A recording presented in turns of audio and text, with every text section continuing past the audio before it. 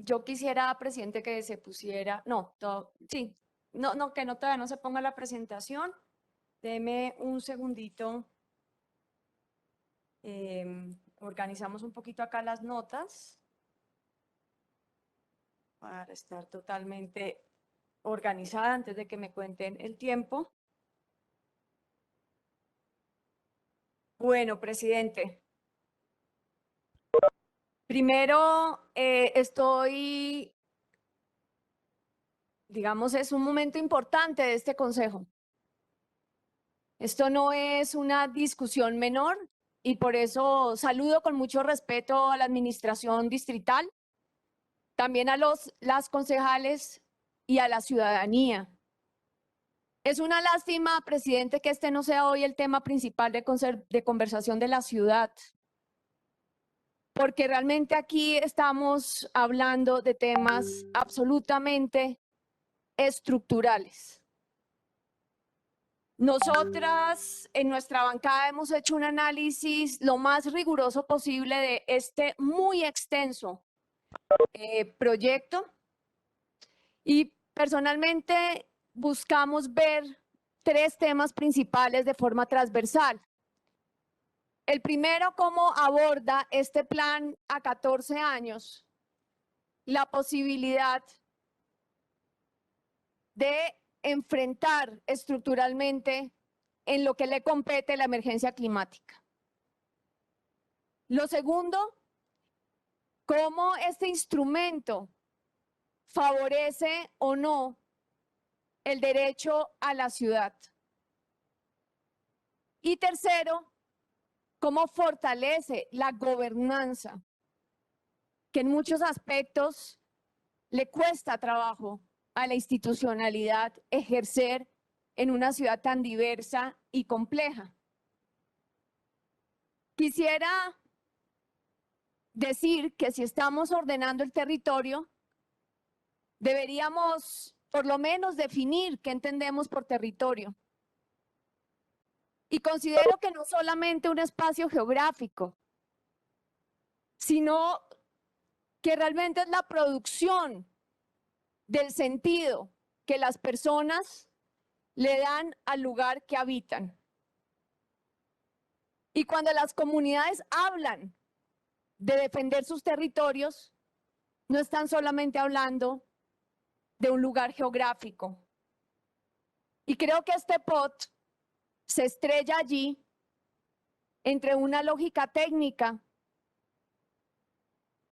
que cuando uno ve las variables fundamentales que analizan están en la lógica de las actividades de mercado y productivas, y es un POT sin población, presidente.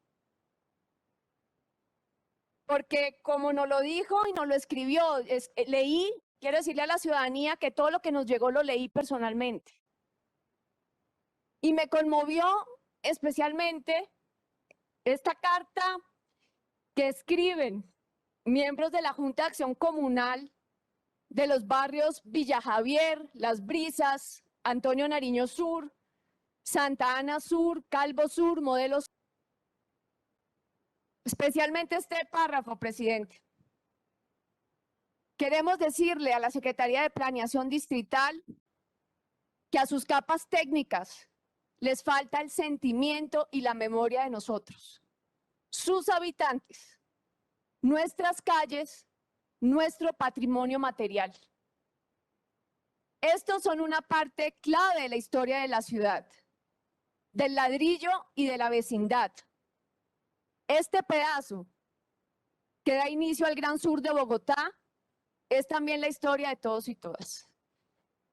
Y creo que este párrafo resume lo que hemos venido escuchando de las comunidades en un diálogo un poco sordo entre la técnica, la tabla de Excel, las fórmulas para meter vivienda como se puede en un territorio al límite y la vida de la gente.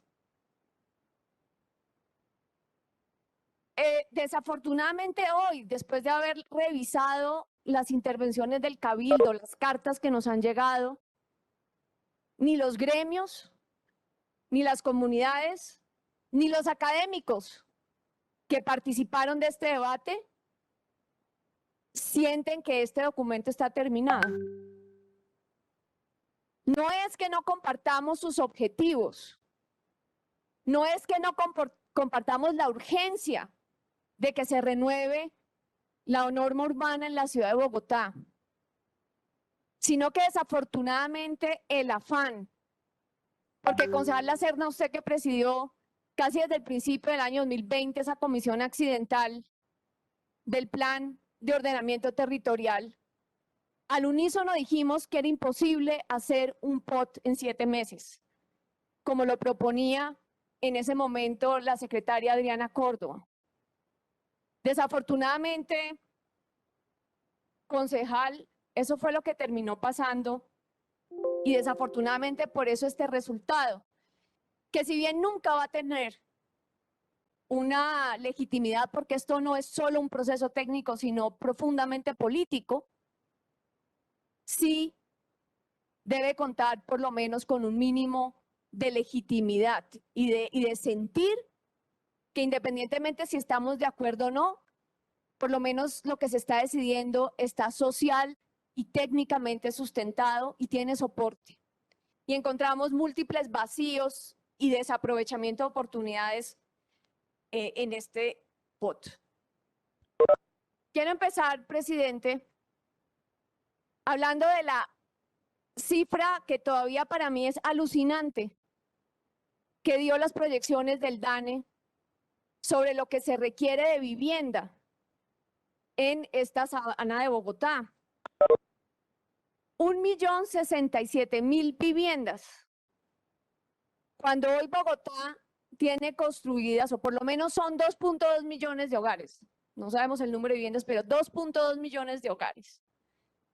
Estamos hablando que vamos a construir casi el 50% de Bogotá en términos de vivienda. Para una población proyectada de 892.000 habitantes adicionales, de los cuales con una gran incertidumbre en mi concepto, se planean 337.390 por saldo migratorio, principalmente internacional, en los próximos 14 años. Y 400.000 viviendas adicionales. Es la demanda de la región, de los municipios de la Sabana. Estamos hablando que estamos diciendo que en 14 años, en la década donde supuestamente empieza a decrecer el crecimiento demográfico, vamos a construir 1.5 millones de viviendas en toda esta sabana. La primera pregunta que yo me hice es, ¿con qué agua? Y plantear este nivel de demanda de vivienda en donde además nos dicen que el 60% de esta proyección, presidente, tiene que ver con la reducción del tamaño de los hogares. 60% de ese 1.067.000 viviendas tiene que ver con la reducción del tamaño de los hogares. Pero uno cuando se pone a ver, de ese 1.067.000 que se requieren, el 72% es vivienda de interés social y vivienda de interés prioritario. Y resulta que allí, de 2.2 millones de hogares que tiene hoy Bogotá, 1.3 millones tienen más de 3 personas. Yo no entiendo todavía estas cifras. Y siento, no lo puedo comprobar con Sala Serna que hemos tenido esta discusión técnicamente, pero siento que es una forma de crear demanda de vivienda para la lógica de producción de vivienda que ha tenido en los últimos años este país, que no ve la vivienda como un derecho, sino que ve la vivienda como una forma de activar un sector de la economía, que es el sector de la construcción. Sin embargo, también siguiendo, y qué pena que lo mencione tanto, concejal Serna, pero hemos tenido interesantes discusiones, pues tenemos que aceptar por ahora esa cifra de base para la formulación del POT. Yo solicito que pongan la misma diapositiva que teníamos. Y si la aceptamos, entonces preguntémonos, ¿esta vivienda para quién? Si la demanda que nos está diciendo el POT es que se necesitan 416.000 viviendas de interés prioritario para las personas más vulnerables de la ciudad. Pero al mismo tiempo el POT nos dice que con su norma urbana, con toda esta renovación, con las cargas que el sector de la construcción está rechazando y que nosotros apoyamos, nos dice que la producción en estos 14 años, lo que se puede concretar son 36.529, o el 6% del total de la vivienda que se pueda concretar. Pues lo que nos está mostrando esto es que el modelo de generación de vivienda y las normas urbanas de este plan de ordenamiento territorial no van a cumplir con la deuda social. Para la población más vulnerable de esta ciudad, más aún, después de haber pasado por una pandemia mundial que creó una crisis socioeconómica profunda en esta ciudad de la que apenas la gente se está recuperando.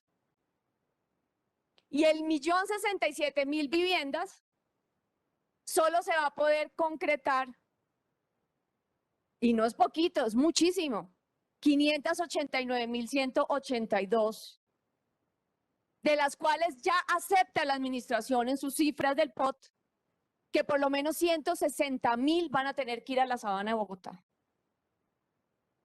Eso es lo que acepta hoy concejal Lucía, previendo que el POT y su norma funcionara súper bien y todo lo que están diciendo acá se cumpla. Ya están diciendo que 160.000 se van a tener que producir en la Sabana de Bogotá. 400.000 de demanda de los municipios de la Sabana, 160.000 que Bogotá planificadamente va a exportar a la Sabana, porque hasta ahí da la norma, hasta ahí da el modelo de gestión de vivienda. Y entonces eso nos lleva a más de 550.000 viviendas en la Sabana de Bogotá. Cuando le preguntamos al acueducto en debate de control político, si hubiera que construir 1,5 millones de viviendas en la Sabana de Bogotá, si la concesión de agua de Chingaza alcanzaría, nos dijo que no. Después me reuní 2 horas y le agradezco a la gerente del acueducto por poner a todo su equipo del acueducto a reunirse con nuestro equipo y a mirar este problema de fondo. Fue muy interesante. Y los técnicos dicen que sí, que estamos tenemos un buffer de disponibilidad de agua. Sin embargo, de allá en adelante seguramente necesitaremos una nueva fuente de agua, que no se planea de un día para otro. Y que requeriría un proyecto que de una vez aquí decimos, no es cualquier cosa, que se llama Chingaza 2. Donde ya nos aterrizó el acueducto, están en los estudios. Y desde acá, desde esta curul, le quiero enviar un mensaje a la población de Villavicencio y del Meta. Chingaza 2 no puede ser posible para seguir urbanizando la Sabana de Bogotá como si el agua fuera infinita en tiempos de emergencia climática sin una negociación política con el departamento del Meta. Porfa, no, porfa, quiten la presentación. ¿No? Y allí, ¿cuál es el dilema? La emergencia climática.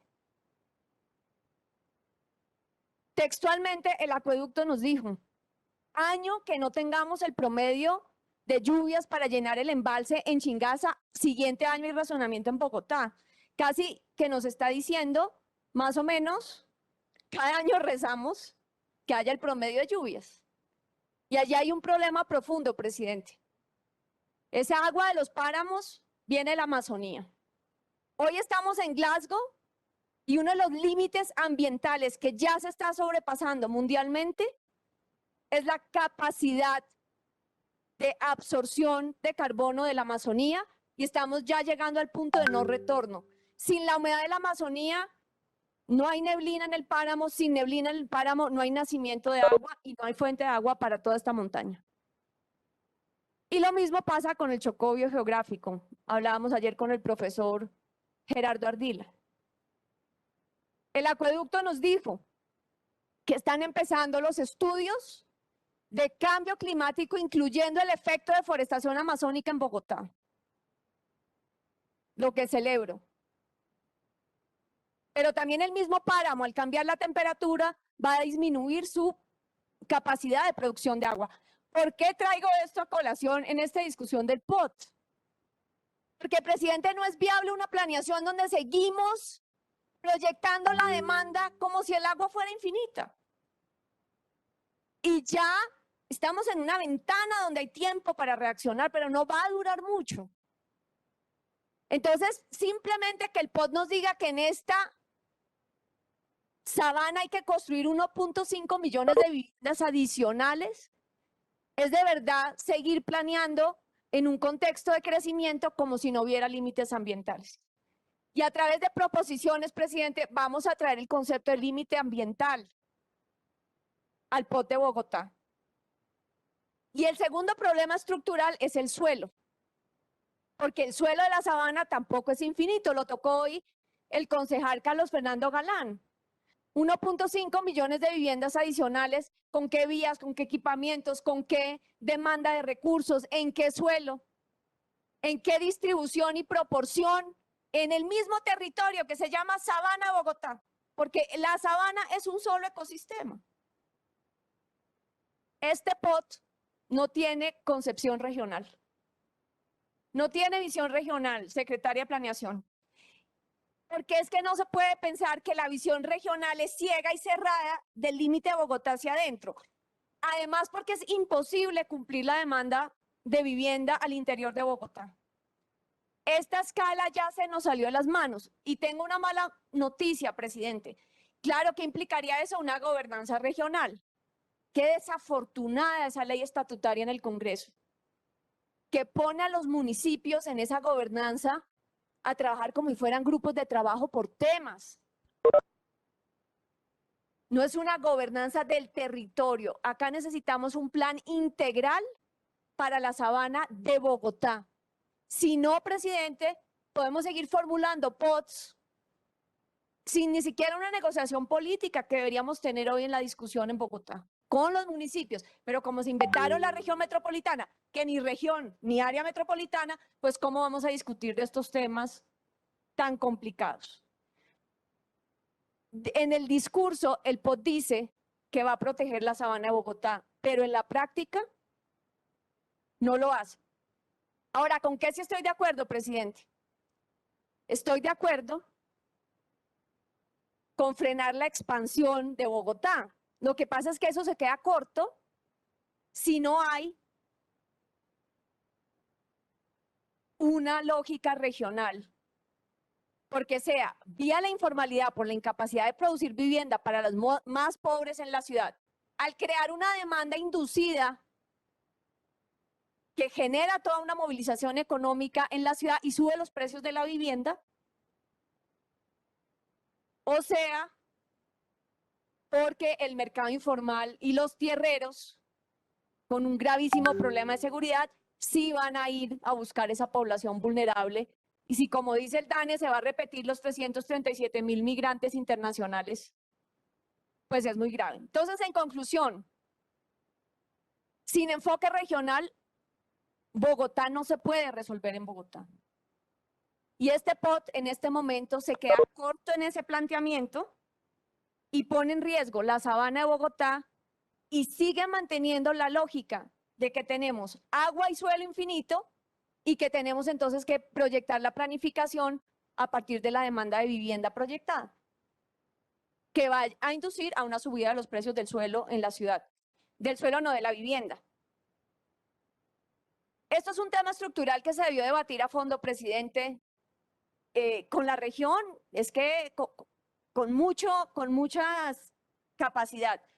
¿Qué vamos a hacer para mitigar un poco esto? Vamos a proponer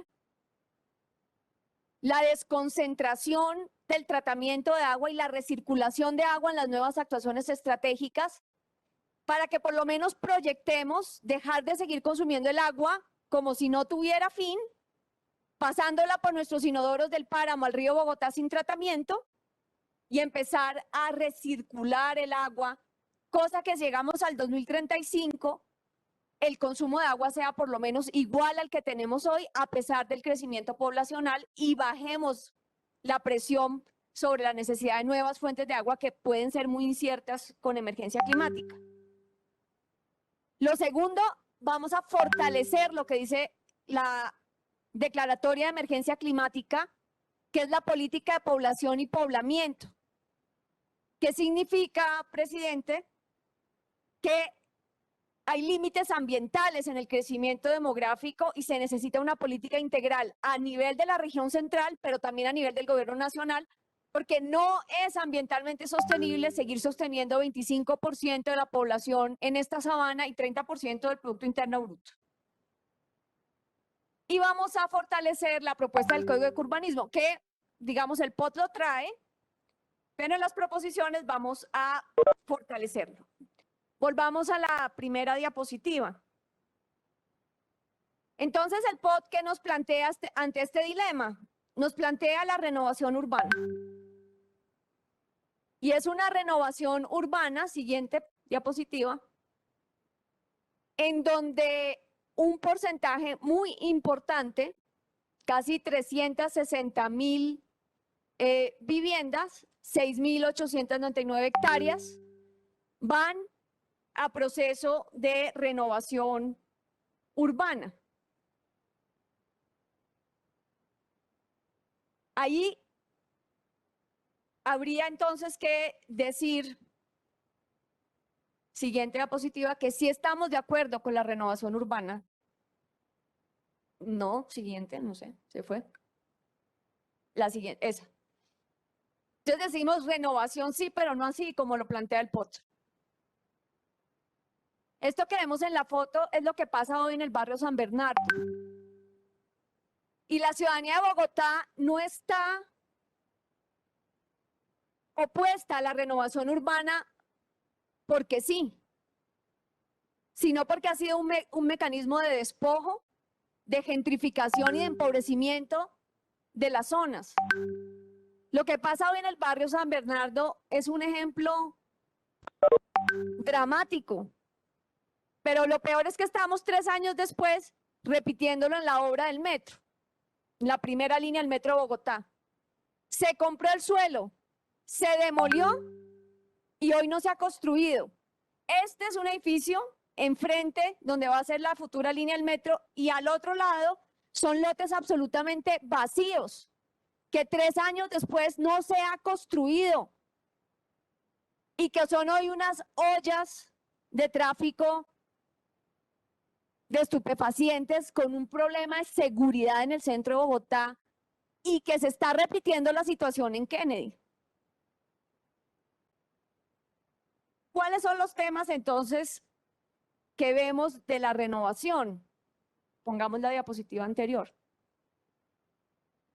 Que lo ha dicho aquí varios concejales, pero digamos yo le quiero dar un énfasis. Y es que estas áreas de proximidad, áreas estructurantes, más los modelos en los mapas, en términos de cuáles son las áreas de consolidación, cuáles son las áreas de renovación urbana sobre todo, están atados es al modelo de los corredores de movilidad. O sea, el sustento de este POT es lo que llamamos el desarrollo orientado al transporte. Y eso no está mal, pero yo le añadiría a Secretaría de Movilidad un apellido. Esto debería ser un desarrollo orientado al transporte inclusivo. Y desafortunadamente los mecanismos que hay hoy en el POT, incluida la política de moradores, no es suficiente. Y me parece, y es muy grave, que esta forma de planificación de la ciudad lo que va es a profundizar los conflictos sociales en los territorios en una ciudad que está ya al límite. Veamos algunos ¿Y cuál es el driver? ¿Cuál es el objetivo de haber mapeado estas áreas así para densificar? Tiene dos objetivos. Uno, la financiación del transporte público. Otra, la generación de vivienda y la densificación urbana para producir esa vivienda. Pero creemos que la forma como lo está haciendo planeación desde el escritorio y no desde el territorio va a profundizar esos conflictos sociales. Veamos las tres formas de generación de esa renovación urbana en el POT. La primera son las actuaciones estratégicas. Secretaria, yo leí esas actuaciones con sus lineamientos, lo que es el anexo de las actuaciones, y encontramos que no entendemos la lógica de definición de esas actuaciones estratégicas. Y hay contradicciones importantes. Por ejemplo, actuaciones estratégicas en áreas de recepción de vivienda de interés social y prioritario, que los lineamientos no hablan nada de la vivienda de interés social y prioritario.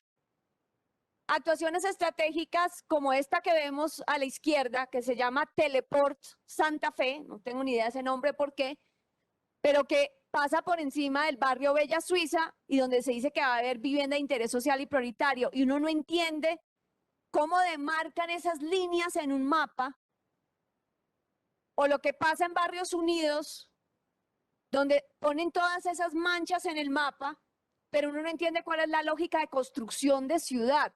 Como los tres parámetros son corredor de movilidad, densificación, y a partir de eso, financiación del transporte público, generación de vivienda, pues parecieran manchas que realmente ahí sí que le copio la idea al concejal Carrillo, parecen islas, y usted coge un territorio como Barrios Unidos y le pone esas actuaciones estratégicas y uno no entiende la lógica de conexión. ¿O cuál es la lógica de conexión de esa actuación estratégica con su borde? ¿Qué genera en una zona y qué genera en la otra zona? No, y todo queda para reglamentación posterior. Entonces, las 22 actuaciones estratégicas, especialmente las de Kennedy, me parece tienen un riesgo de gentrificación altísimo. Claro, ¿qué dice la administración? No, va a haber un operador público. No se pueden hacer sin operador público.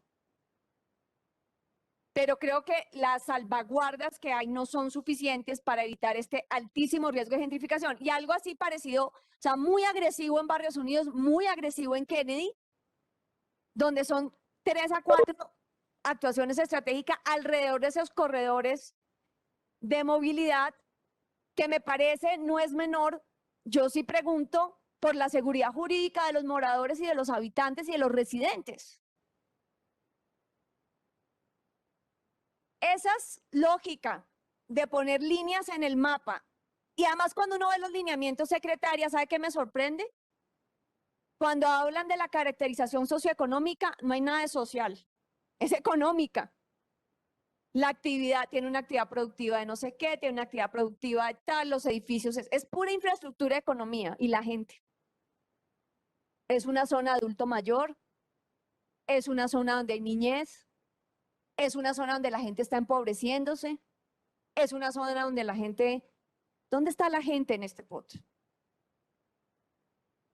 Y tiene razón la ciudadanía que ha dicho que el POT está pasando por encima de la gente. Entonces, para digamos, este es el tema de la actuación estratégica. Esta es otra pregunta. La siguiente modalidad, áreas de integración modal, que es zonas indicativas, quedan unos círculos por toda Bogotá, donde se podrá hacer renovación urbana una vez entre el corredor de transporte. Pero, secretaria, no se sabe cuándo entra y cuándo se delimita.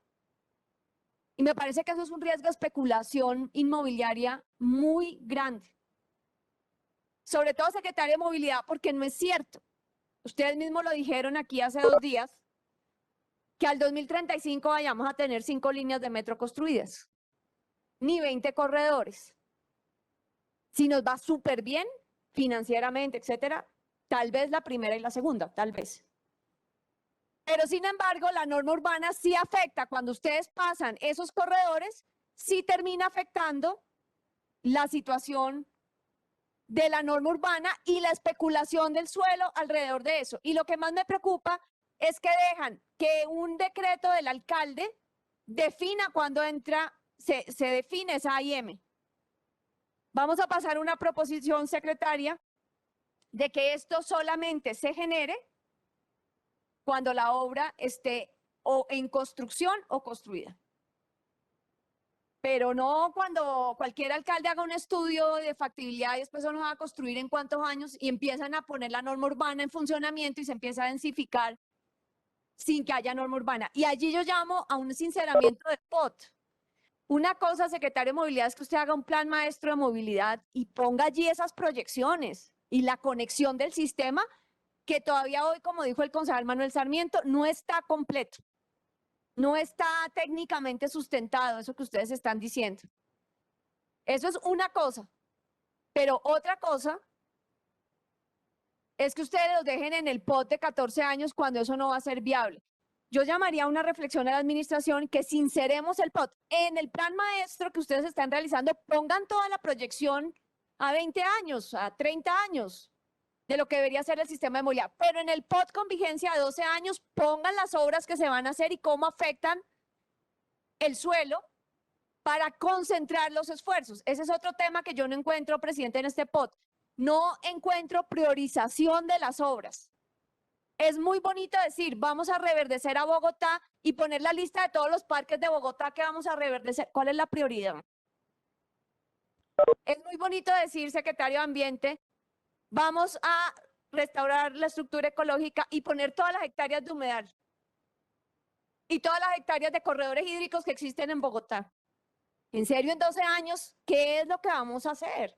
¿Cuáles son los puntos de acupuntura estratégicos para cambiar esta ciudad y avanzar en el periodo del POT? No hay planeación seria en términos de las metas no son serias, ni hay sustento de todas esas obras, es una lista de mercado lo que hay allí. Déjeme un segundo, presidente, para no perder el hilo. Ya voy terminando.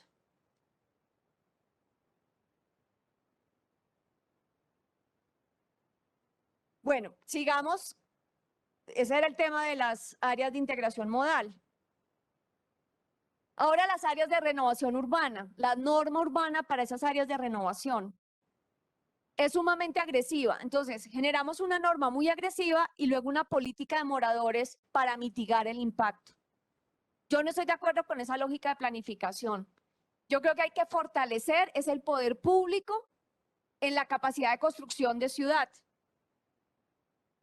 A partir de 3 hectáreas se va a solicitar plan parcial. Oigan, ¿ustedes saben lo que son 3 hectáreas en una ciudad tan densa como esta?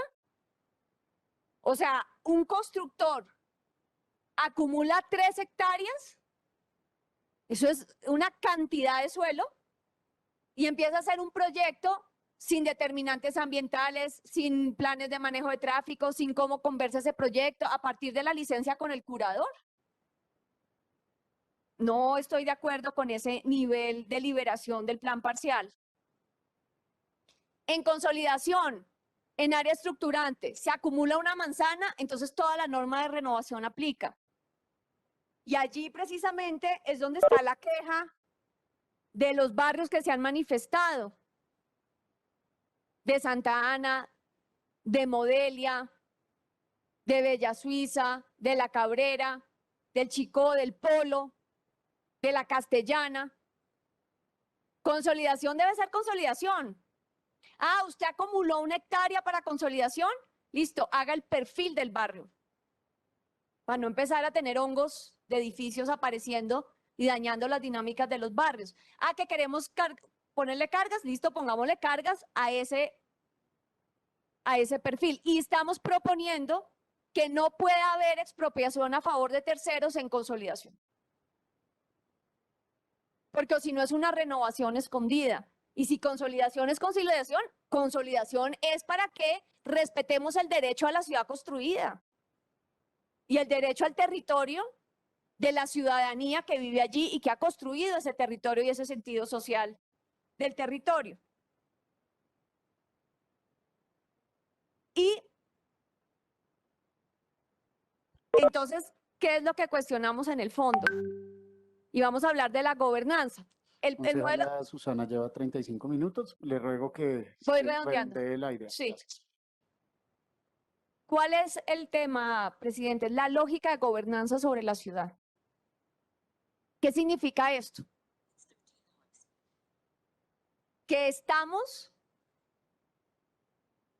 abriendo la lógica de construcción de vivienda a un mercado que no va a generar la vivienda social, pero que sí, al mismo tiempo, genera unas posibilidades de negocio sobre la vida de la gente. Nosotros creemos, secretaria, que en vez de tener una política de moradores que la leemos como un checklist, o sea, el Estado y el privado formulan la actuación estratégica, llegan con eso formulado y le dicen a los residentes, oigan, miren, vamos a hacer este proyecto sobre sus casas, ustedes pueden ser socios y empieza el checklist. ¿Se quiere quedar? ¿No se quiere quedar? ¿Quiere vender? ¿No quiere vender? Tiene estos plazos. Esa no debe ser la lógica. La lógica creemos que es el Estado llega primero, donde identifique que tiene legítimo derecho a ver posibilidades para cumplir con los objetivos de la ciudad. Habla con los residentes, con los moradores, con el entorno social. El Estado hace los estudios sociales de diagnóstico económico, no el privado. El Estado genera un acuerdo de gobernanza. El Estado, la primera pregunta que le hace a la gente que vive allí es, ¿cómo ustedes quieren mejorar su forma de vida? Y a partir de allí se negocia sobre las otras necesidades de la ciudad y se llega a un acuerdo. Y allí, una vez esté ese acuerdo, ahí sí llamamos al privado para que haga su función. Si queremos que construya, que haga un plan, pero respetando el derecho. Y los moradores, el Estado los ayuda a asociarse. Y no permitimos la expropiación a favor de terceros, léase el constructor, sino a favor de los propios moradores. Si un 51% de la comunidad hace una gobernanza con el distrito y llega un momento de expropiación, es a favor de los moradores, no del constructor. Y entonces ahí sí construiríamos ciudad. Estamos pasando proposiciones en temas de las actuaciones estratégicas y de la política de moradores para cambiar la lógica de que primero se estructura el negocio inmobiliario, el negocio de la renovación, la actuación del intercambiador modal al lado de los barrios y luego se le pregunta a la gente si quiere o no quiere y si no quiere, pues vamos pasándole el checklist, usted se va, usted se queda, aquí lo indemnizamos. Eso no nos parece que construya ciudad. Presidente, termino con esto, ya le juro que ahora sí termino porque no puedo dejar nombrar esta situación. Y es el tema del Tunjuelo, de Reverdecer del Sur. Hay la siguiente situación sobre Susana, vamos 38 minutos. 2 minutos y termino, le prometo. En puntico, por favor. Sí, señor, gracias. Yo les... Concejala Susana, es que tenemos que declarar la sesión permanente, entonces una vez usted termine la declaramos, se nos está pasando el tiempo, así que adelante. Si quiere, me detengo y la declaramos, presidente. Adelante, Susana, doctora Susana, termine. Entonces, Tunjuelo. La resolución de Peñalosa quitó 220 hectáreas que se retiran de la ronda que planteaba el 190 del río Bogotá sin los estudios completos que manda la norma nacional. Hoy la Secretaría de Planeación está planificando la actuación estratégica Reverdecer del Sur con base en una ronda recortada, secretaria, que no cumple con los estudios. Y ahí estamos viendo en el mapa de la izquierda era la ronda del río Tunjuelo definida por el POT 190. Y yo esto sí le quiero pedir, digamos, a los concejales y concejalas de la comisión que le pongamos mucha atención. En el lado derecho está la ronda definida hoy por la Secretaría de Ambiente. ¿Para qué se hizo esa ronda recortada? Para permitir la urbanización de esa zona con el proyecto que se llamaba Lagos de Tunjuelo. ¿Cuál es el impacto de haber recortado esta ronda? Que al canalizar o poner la ronda, o sea, enderezar el río, claro, en una zona que está totalmente destruida por la minería, pero la lógica de recuperación del cauce no es en una lógica de esta ronda recortada, sino en una ronda de recuperar el valle lo más posible original de inundación del río Tunjuelo. Al hacerlo en esta ronda recortada, ¿qué es lo que ocurre, presidente? Que aumentan la velocidad del río. Y lo que dice el estudio de la empresa de acueducto es que hoy el río pasa a 94 metros cúbicos por segundo y con esto pasaría a 119 metros cúbicos por segundo.